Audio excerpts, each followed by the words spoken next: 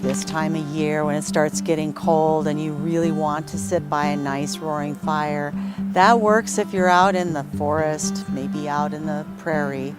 But in the metro area, we can adversely affect air quality. So since 1987, we have been required to have a local ordinance and to regulate wood burning on high pollution days. Now, high pollution days means that you should not be burning and you should restrict your driving. But there is an alternative.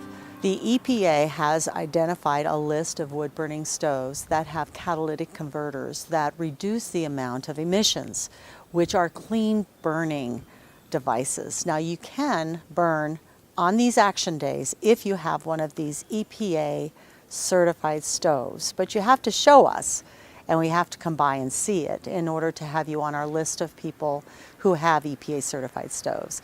And you also, in our current ordinance, are required to keep a 20% limit on your opacity emissions. Now, opacity is the amount of light that is obscured due to particulates in the smoke plume.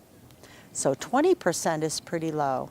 And we implemented that in our ordinance because even with an EPA certified stove, what we found is some people did not maintain them well or did not manage the burn of their fire well, and they would still be smoking out the neighbors. So our ordinance is one of the more restrictive ones in the metro area. If we have a complaint that a wood burner is smoking out the neighborhood, the first step is to inform them of our rules. Sometimes that's the only step that needs to be taken. If there still continues to be problems, we will smoke read. And if we smoke read and they do not stay under the 20% opacity, then we can actually issue them a summons. In order to be able to read smoke from a fireplace, you need to have some certifications because some of these cases could go to court. So every 6 months we go and get tested by EPA Method 9, and we are to be able to read everything from 0 opacity to 100% opacity with both white and black smoke. We have had one case that actually went to court.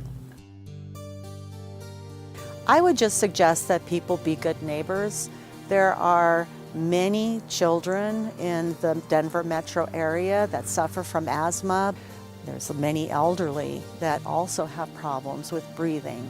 I just remind people to be good neighbors and to realize that they are not in the middle of the woods or on a ranch. They are actually in a neighborhood.